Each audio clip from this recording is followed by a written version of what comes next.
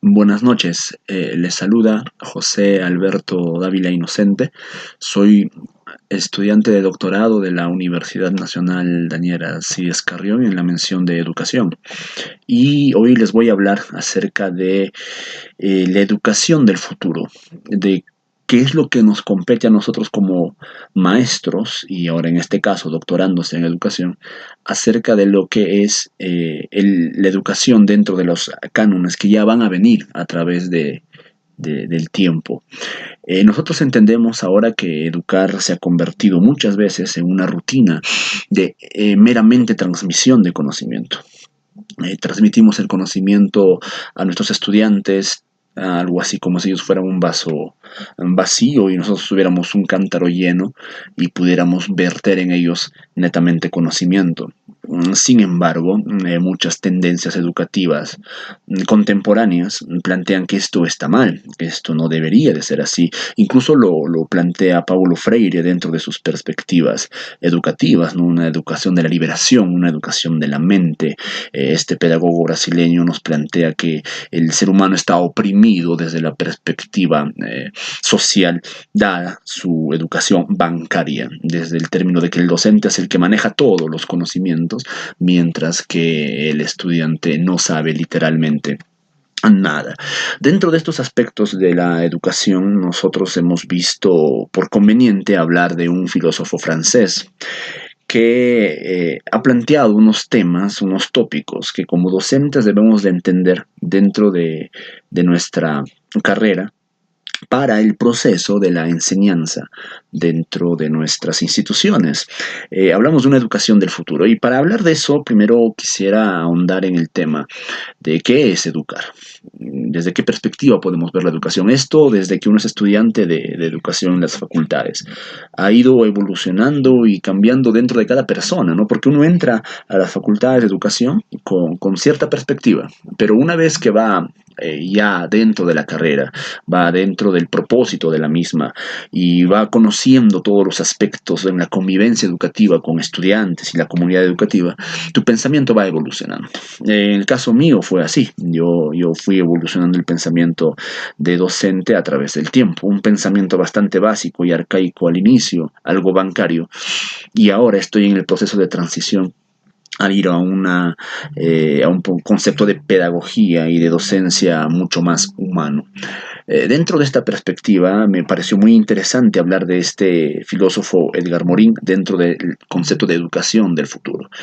Él plantea, juntamente con la Organización de las Naciones Unidas en el aspecto educativo, que todo ser humano debería manejar saberes que nos van a servir dentro del proceso educativo de aquí a muchos años, ¿no? Pero yo considero que estos saberes a una educación del futuro ya no son tan del futuro, son más establecidos y contextualizados de manera imperativa para este momento, dada todas las coyunturas que podemos ver como nación, ¿no? Aquí en el Perú hay muchas circunstancias que nos afectan y nos duele como ciudadanos de este hermoso país. Entonces, Edgar Morin plantea siete enfoques que debemos conocer para poder entrar a una nueva era de la educación dentro de nuestra sociedad. Estos siete aspectos que el señor Morín ha planteado están muy bien establecidos desde una perspectiva eminentemente humanística y en relación con su sociedad. Ya no habla solamente desde un aspecto humano y de conocimiento que podamos tener nosotros en la mente, sino de cómo y para qué lo podamos usar. Habla de siete conceptos. El inicial podría considerarse como la ceguera del conocimiento y habla desde una perspectiva de premisa y de sumario que nosotros tenemos conocimiento, pero no sabemos qué hacer con ese conocimiento. Vivimos en una era completamente plagada de conocimiento, pero en realidad no nos sirve para nada. Desde una perspectiva, obviamente, de avance social o avance personal, no conocemos las características cerebrales o mentales de estas circunstancias de conocimiento. Simplemente sabemos. ¿Y por qué sabemos? Creemos que somos más. Pero no sabemos qué hacer con ese conocimiento.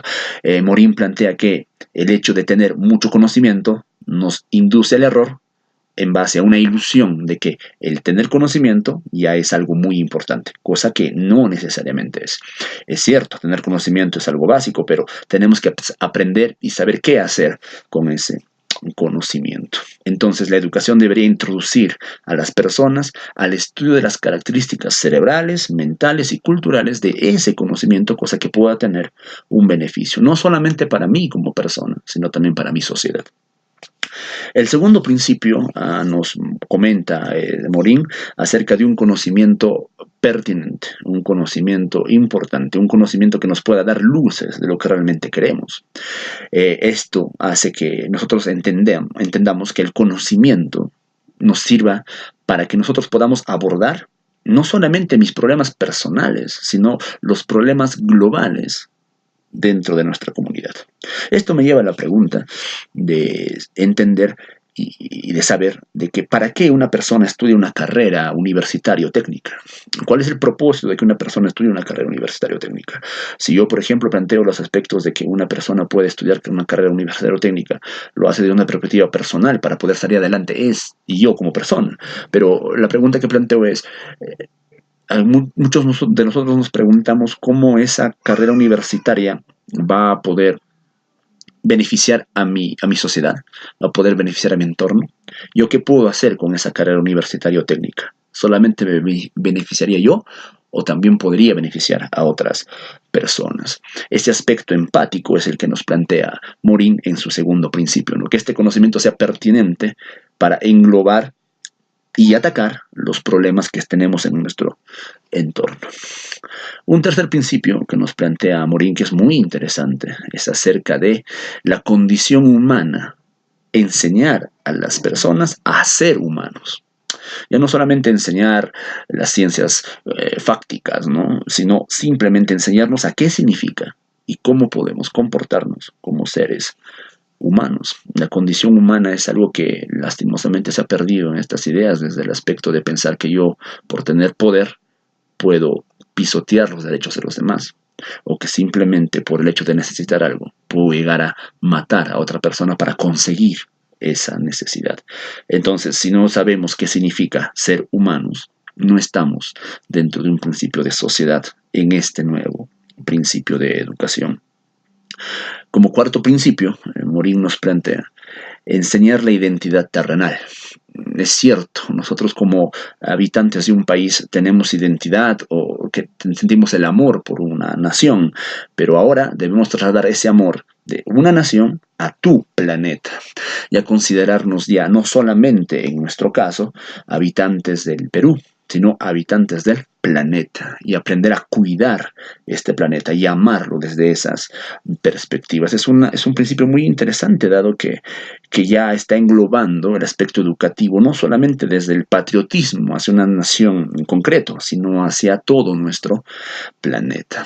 Es un pensamiento de identidad, ya no solamente patriótica, sino una identidad terrenal. Esto evitaría completamente todos los aspectos de contaminación acerca de nuestro planeta.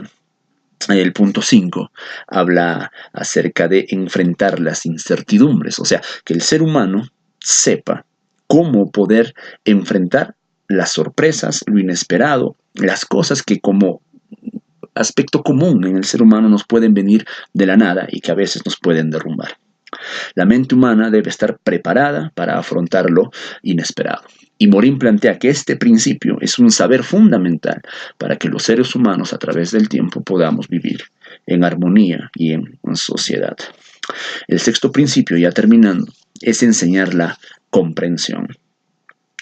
Este término yo lo puedo unar al término de tolerancia, porque hablamos de comprensión desde la perspectiva de comprender a los demás y no ser intolerantes con los demás, desde muchos aspectos.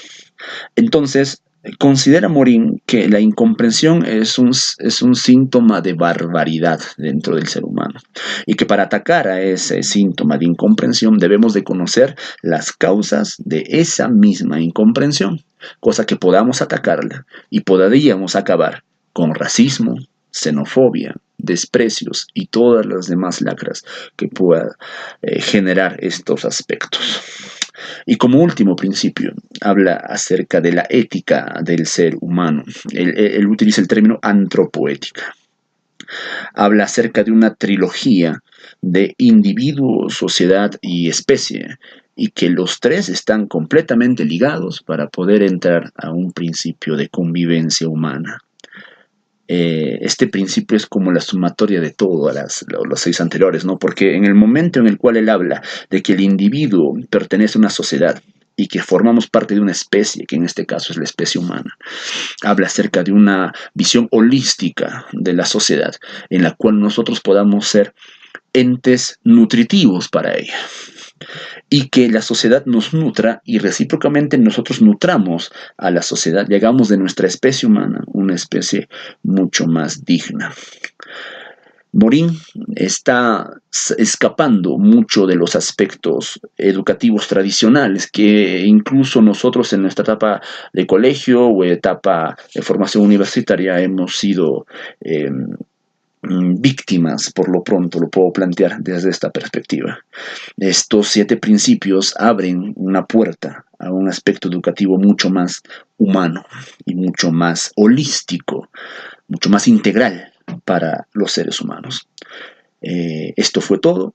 Espero que haya sido de su agrado y la verdad les recomiendo que podamos leer la filosofía de Morín y que podamos entender sus conceptos. Muchas gracias.